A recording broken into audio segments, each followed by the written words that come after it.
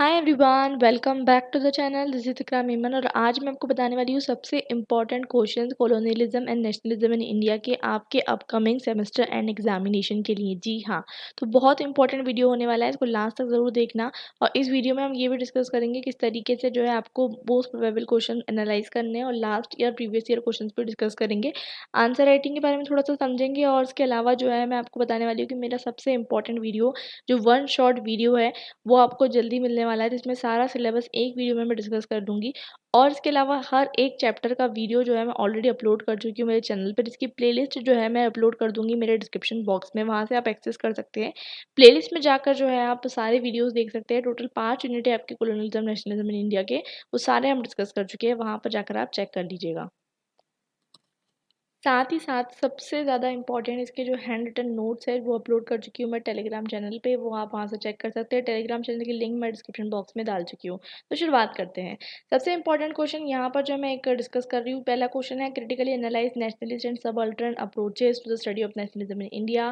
पहले चैप्टर से क्वेश्चन है, बहुत ईजी है, हम डिस्कस कर चुके हैं, आपको आ जाएगा। सेकंड क्वेश्चन जो है वो इंपॉर्टेंट है, मेजर कॉन्स्टिट्यूशनल डेवलपमेंट सोशल मतलब क्या हुए थे 20th सेंचुरी में। यहाँ पर भी मैं ऑलरेडी डिस्कस कर चुकी हूँ हिस्टोरिकल डेवलपमेंट जो ब्रिटिशर्स के अंदर दीवानी राइट्स से तो बहुत पहले हो गए थे दीवानी राइट्स। बाद में आप जाकर देख लीजिएगा 1919 का act, Morley Minto act, government of India act, 1935 वाला एक्ट, वो सब हमको डिस्कस करना है।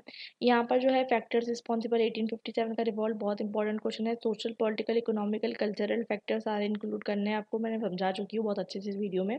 उसके बाद जो है स्वदेशी मूवमेंट जो है वो आपको इंक्लूड करना ही करना है। स्वदेशी मूवमेंट के बारे में पढ़ना ही पढ़ना है आपको, ठीक है। उसके बाद गांधी जी का रोल क्या था, खिलाफत नॉन कॉपरेशन मूवमेंट, डेफिनेटली एक पूरा वीडियो चैप्टर इसके बारे में है। और उसके बाद कम्युनलिज्म किस तरीके से बढ़ रहा था, वो सब आपको हिंदू महासभा, मुस्लिम लीग, इसका फॉर्मेशन 1905, वो सब मैंने पढ़ लिया। पार्टीशन ऑफ बंगाल, मॉडलिमेंटो रिफॉर्म, वो सब पढ़ा दिया है। कम्युनलिज्म का ग्रोथ और वो सब चीज़ें डिस्कस हो चुकी है, वो इतनी बड़ी बात नहीं है।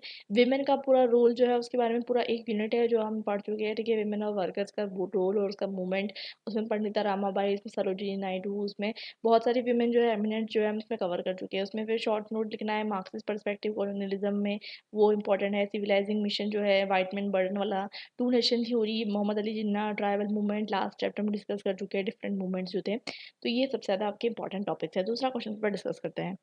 देखिए, आपको पता है ये आपका पेपर नहीं हुआ करता था, लेकिन ये जो है क्या कहते हैं बीए ऑनर्स पॉलिटिकल साइंस में आपको 5th सेमेस्टर में डीएससी सेक में दिया जाता था, तो अभी आपको दिया जा रहा है। Don't worry, syllabus almost same है तो कोई इससे फ़र्क नहीं पड़ता। Liberal and post colonial perspective discuss करना है कॉलोनियलिज्म इन इंडिया के, ठीक है। तो वहाँ पर ऑफ कोर्स ही बात है आप डिस्कस करोगे। सेकेंडली मैंने आपको यहाँ पर जो है बता दिया था already, Delhi university school of open learning के मटेरियल से हम समझ चुके हैं। क्या अगर आप रेगुलर स्टूडेंट है तो आपको समझना चाहिए सॉल्व के मटेरियल से? जी हाँ, बिल्कुल समझना चाहिए, क्योंकि मैं पहले बता चुकी हूँ 228 पेज का मटेरियल है, बहुत कॉम्पैक्ट, बहुत कॉम्प्रिहेंसिव, बहुत इंक्लूसिव, सब कुछ है इसमें। लिबरलिस्ट पर्सपेक्टिव आपको डिस्कस करना है, पोस्ट कॉलोनिस्ट पर्सपेक्टिव डिस्कस करना है। क्वेश्चन बहुत ईजी है, अटेम्प्ट करने का जो है आपको तरीका आना चाहिए। उसके बाद हम देखते हैं सेकेंडली चीज़ सबसे इंपॉर्टेंट, ब्रिटिश रूल का इम्पैक्ट क्या था एग्रीकल्चर पे, बहुत अच्छे से डिस्कस हो चुका है ये तो पूरा डिटेल में।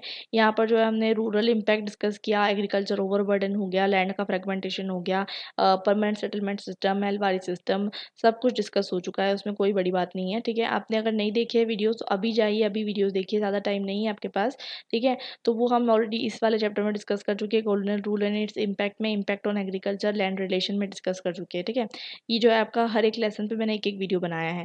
उसके बाद आपको देखना है कि एग्री आप क्या करते हो गांधी जी के साथ, कि इंडियन फ्रीडम स्ट्रगल जो है एलिट मूवमेंट से जो है, मतलब गांधी जी ने, देखिए एलिट मूवमेंट था पहले इंडियन नेशनल कांग्रेस में, सिर्फ एलिट लोग हुआ करते थे। गांधी जी ने उसको आकर थोड़ा मास तक मास अपील बढ़ाई, ठीक है। क्यों बढ़ाई, कैसी बढ़ाई, वो आपको पता होना चाहिए, तो वो आप लिख सकते हो डेफिनेटली। गांधी जी के बारे में पूरा एक वीडियो है, वो बनाया है मैंने यहाँ पर। गांधी और mass mobilisation, non cooperation, civil disobedience, quit India movement, सब डिस्कस कर चुके हैं, और ठीक है। ये हो गया। इसके बाद ये बहुत इंपॉर्टेंट है, गांधी जी के बारे में क्वेश्चन तो आएगा ही आएगा। रोल ऑफ सोशलिस्ट क्या था क्विट इंडिया मूवमेंट में, again most of the important question. Peasant movement क्या था, पीजेंट मूवमेंट के बारे में चंपारण, खेड़ा, बारदोली सत्याग्रह, सब डिस्कस हो चुका है, ठीक है। Communalisation of politics in India, उसमें मैंने आपको बताया बहुत बहुत सारे इवेंट्स थे, जैसे कि नेशनलिज्म इन इंडिया बढ़ रहा था। नेशनलिज्म मतलब कि बंकिम चंद्र चट्टोपाध्याय भारत माता को इमेज बताते थे, और वहाँ पर जो है आपको देखने को मिलता है कि कुछ लोग जो है क्या कहते हैं यूज़ करते सिंबल, जैसे कि आपको देखने को मिलता है गणेश महोत्सव यूज़ कर रहे थे, अलग अलग सिंबल्स का यूज़ हो रहा था, जिससे क्या कहते हैं सेंटिमेंट्स हर्ट हो रहे थे मिनॉरिटीज़ के, और फिर उससे जैसे कहीं ना कहीं इंडिया के जो नेशनलिज्म का जो इंडिया का जो फिनोमिना है जो कि सब तक पहुंचना चाहिए था, वो कुछ एलिट तक के रह गया, कुछ ग्रुप तक रह गया, कुछ रिलीजन तक के रह गया। कम्युनलाइजेशन शुरू हो गया, ब्रिटिशर्स ने जो है पार्टीशन कर दिया बंगाल का, फिर पार्लियामेंट्री रिफॉर्म्स लेकर आ गए, फिर 1919 में और ज़्यादा अगर रिजर्वेशन दिया, फिर 1925 में और रिजर्वेशन दिया, सेपरेट इलेक्टोरेट्स दिए, और वो हमने सब डिस्कस कर लिया है। एंटी ब्राह्मणिकल मूवमेंट्स जो है वो भी हम डिस्कस कर चुके हैं, ठीक है। बहुत इंपॉर्टेंट थे ये तो, कि हमने जो है साउथ इंडिया के अंदर क्या क्या चीज़ें थी, एंटी ब्राह्मण मूवमेंट अभी भी चलते रहते हैं, सेसेशन मूवमेंट चलते रहते हैं, ठीक है। ये सब हम डिस्कस कर चुके हैं। उसके बाद जो है सबसे इंपॉर्टेंट चीज़ ये वाला एक पेपर हमारा जो है, इसके अंदर 1857 देखिए, 1857 का रिवॉल्ट बहुत अच्छे से पढ़ के जाना, बिल्कुल छोड़ना नहीं इसको। प्रोविंशियल ऑटोनॉमी ये बहुत इंपॉर्टेंट है। 1935 के एक्ट के अंदर फॉर्मेशन ऑफ मुस्लिम लीग क्यों हुआ था, आर्य समाज, बहुत सारे समाज डिस्कस किए, ब्रह्मो समाज, आर्य समाज, हर समाज डिस्कस कर चुके हैं, कोई इसमें बड़ी बात नहीं है। ये देखिए, मैं आपको बता दूँ कि आप, मैं बोल रही हूँ आपको डिस्कस हो चुका है, कहाँ डिस्कस हो चुका है। ये मेरा चैनल है, यहाँ पर जो है ये कोलोनियलिज्म नेशनलिज्म इन इंडिया का ये जो पूरा का पूरा प्लेलिस्ट बना हुआ है, इसके अंदर जो है हम हर चैप्टर डिस्कस कर चुके हैं, ठीक है, बहुत अच्छे से, बहुत डिटेल में डिस्कस कर चुके हैं। और यहाँ पर जो है आपको देखने को मिलेगा कि मैं आपको इस प्लेलिस्ट की लिंक डिस्क्रिप्शन बॉक्स में डाल दूँगी, ठीक है। यहाँ पर आप देख सकते हैं एक एक वीडियो के बारे में बहुत अच्छे से डिस्कस हो चुका है, हर एक वीडियो डिस्कस्ड है यहाँ पर। तो आपको इसके अलावा कुछ भी पढ़ने की ज़रूरत नहीं पड़ेगी, बुक तक खोलने की ज़रूरत नहीं है, ठीक है, अगर आप नहीं समझ लिया तो। सारे चीज़ें हम डिस्कस कर चुके हैं बहुत डिटेल के अंदर, तो इसलिए मैं आपको हाय बता रही हूँ। Everyone, welcome. तो इसलिए जो है क्या कहते हैं, आप यहाँ से इसको डायरेक्टली पढ़ सकते हैं, ठीक है। इसके अलावा जो है लिंक डिस्क्रिप्शन बॉक्स में डालने के अलावा जो है मैं एक और काम कर दूंगी आपके लिए, सबसे इंपॉर्टेंट चीज़, कि टेलीग्राम चैनल की जो लिंक है वो भी मैं डिस्क्रिप्शन बॉक्स में डाल दूंगी, वो भी आप ज्वाइन कर सकते हैं। और दूसरी चीज़ सबसे इंपॉर्टेंट यहाँ पर, कि मैं वन शॉट वीडियो लेकर आने वाली हूँ, जिसके अंदर सारे इंपॉर्टेंट टॉपिक सिर्फ एक ही वीडियो में कवर कर लूँगी, colonialism and nationalism in India के, जो कि आपके लिए सबसे ज़्यादा इंपॉर्टेंट है। तो वो जो है हम एक ही वीडियो में समझ लेंगे, ताकि आपको बार बार जो है टेंशन नहीं हो, ठीक है। तो यहाँ पर सबसे इंपॉर्टेंट चीज़ ये है कि आपको जो है हर वीडियो को अच्छे से देखना है, एक बार देखिए, दो बार देखिए, देखिए मैंने आपको बताया था गांधी जी के बारे में एक पूरा वीडियो जो है डेडिकेट कर चुकी हूँ मैं, तो बहुत अच्छे से समझ जाओगे अगर आपने ये वीडियोस देख लिए तो। और फिर आपको कुछ भी पढ़ने की ज़रूरत नहीं पड़ेगी बुक में से, ठीक है। अब हम चलते हैं वापस, हमारा डिस्कशन करते हैं टॉपिक्स का इम्पोर्टेंट। एक और पेपर है, इसमें डिफरेंट अप्रोचेस डिस्कस करनी है colonialism and nationalism in India के लिए। ऑफ कोर्स सी बात है, चार अप्रोचेस होती है, वो हम ऑलरेडी डिस्कस कर चुके हैं, तो वो आपको जो है डिस्कस करनी है, उसमें कोई इतनी बड़ी बात नहीं है।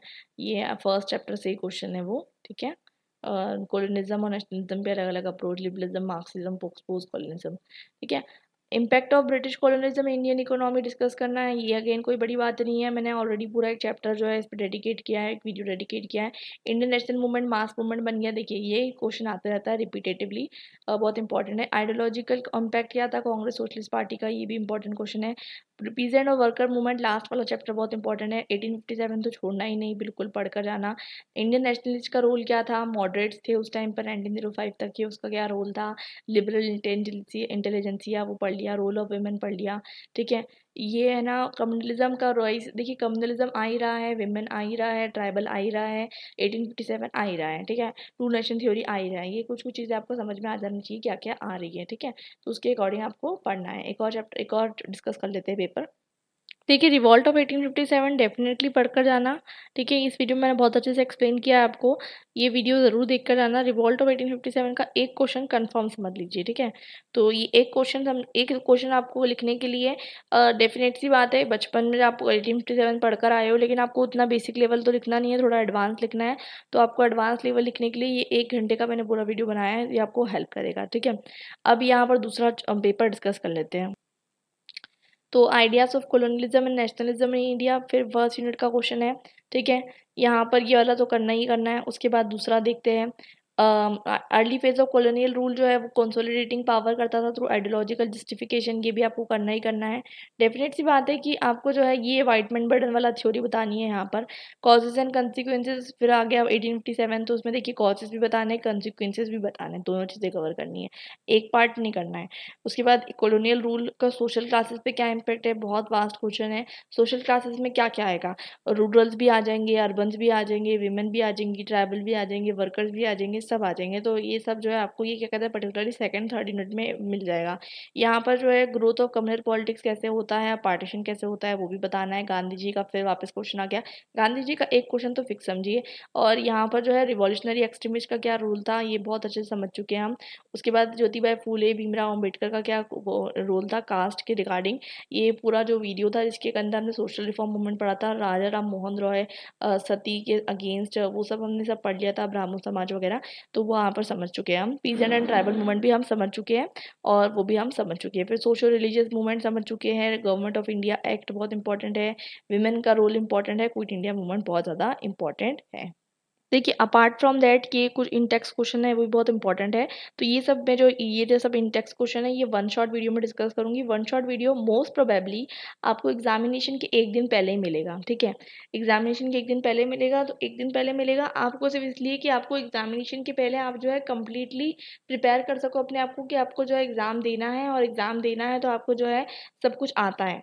उससे पहले आपको क्या करना है, वन शॉट वीडियो के ऊपर डिपेंड नहीं रहना है आपको। जो मैं ऑलरेडी बता चुकी हूँ कि यूट्यूब पे जाना है, यूट्यूब पे आपको जाकर जो है क्या कहते हैं चैनल खोलना है। चैनल पे आपको प्लेलिस्ट मिलेगी, प्लेलिस्ट के अंदर आपको जो है हर चीज़ मिल जाएगी और वहाँ से आपको एक्सप्लोर करना है। तो 2 दिन के अंदर आपको सारे के सारे जो ये वीडियोज़ हैं ये कंप्लीट करने हैं। ये सारे वीडियोज़ देखने के बाद जो है आपको वन शॉट वीडियो जो है उसमें आपको पूरा डिटेल कॉन्टेक्स्ट समझ में आ जाएगा। क्योंकि अगर आप सोचोगे कि 1 घंटे का वीडियो मैं वन शॉट देखकर जाऊँ और एग्ज़ाम में बहुत अच्छे मार्क्स ला लूँ, तो ऐसा नहीं होता है, ठीक है। तो आपको क्या कहते हैं इसमें से डेफ़िनेटली पढ़ना है और उसके बाद फिर आपको जो है क्या कहते हैं वन शॉट वीडियो देखना है और फिर आप उसके लिए कंप्लीटली एग्ज़ाम के लिए प्रिपेयर हो जाओगे। तो इसी के साथ मेरा वीडियो ख़त्म होता है। मिलते हैं हमारे नेक्स्ट वीडियो में, और मैं एक और वीडियो लाने वाली हूँ आंसर राइटिंग के ऊपर। आपको अगर वीडियोज़ को जो है अपडेट रहना है तो आप चैनल को सब्सक्राइब कीजिए और बेल आइकन को हिट कीजिए, और हम मिलते हैं नेक्स्ट वीडियो में। Till then bye and happy learning.